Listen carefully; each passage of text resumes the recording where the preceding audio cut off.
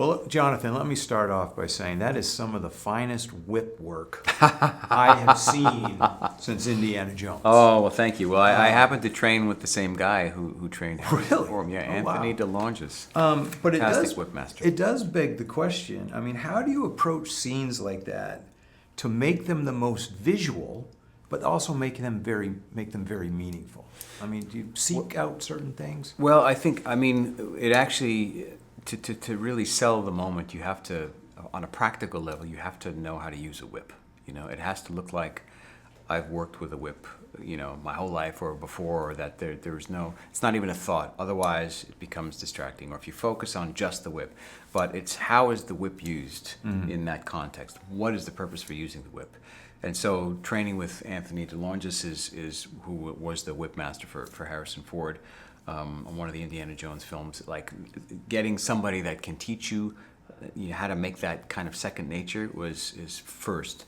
And then being able to now get comfortable enough to do that while acting in a scene, and then trying to express Jesus's righteous anger at these Pharisees that have been, you know, extorting taxes and money, you know, with the poorest of the community, and how wrong that was, and how sacrilegious, and how much of an affront to you know, God the Father that was in Jesus' eyes, which is why he needed to make the statement. But he also knew, I think, that that was going to be the thing that ensured that he could fulfill his mission by convincing the leaders in charge that we got to do something about him. Yeah. We have to sacrifice him, crucifixion, and then by that mankind was saved. So. Yeah. We're coming into season 5, and of course the crucifixion is quickly approaching for the show. How do you prepare yourself physically and emotionally for these supercharged moments that we're going to be seeing here in this season and beyond? Yeah, so prepping for the crucifixion, I'm doing that right now. I'm training.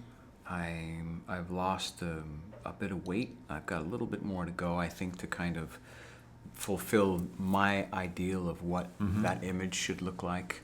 And then emotionally, I think the context is all I have to really consider, and the sorrow behind all of the people that are connected to that narrative, that, you know, like the Pharisees and the people that thought they were doing the right thing but ultimately missed the boat on Jesus' message and the fact that he was the Messiah.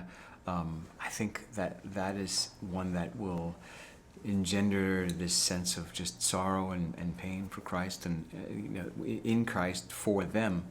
And preparing for that is, I think, something that I'll have to see as I go. You know. Right. Yeah. There's not any real sort of paint by numbers. I mean, there's techniques and stuff that I wouldn't bore you with, but there's.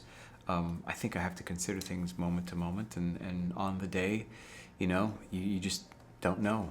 Like the instrument is a fickle thing. Yeah.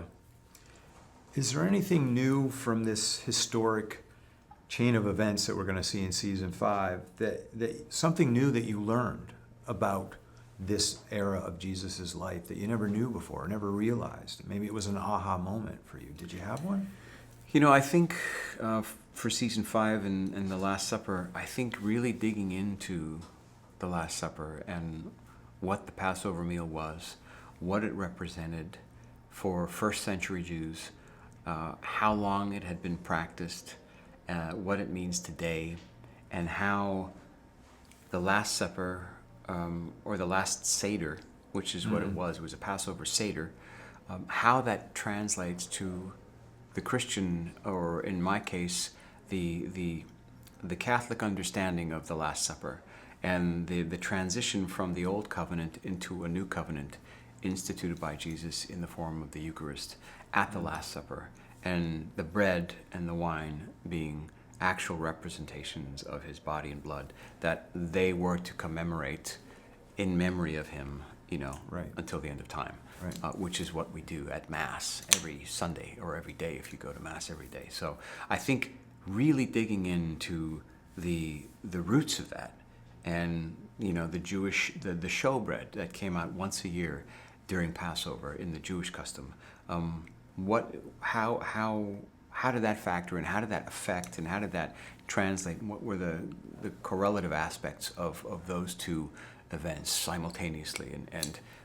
I read this book called Jesus and the Jewish Roots of the Eucharist, which just absolutely blew my mind, filled with things I didn't know about Jewish customs and the first century practice of a Passover Seder. So it was truly eye-opening, and I think that was the thing I learned the most, was the history of the Seder.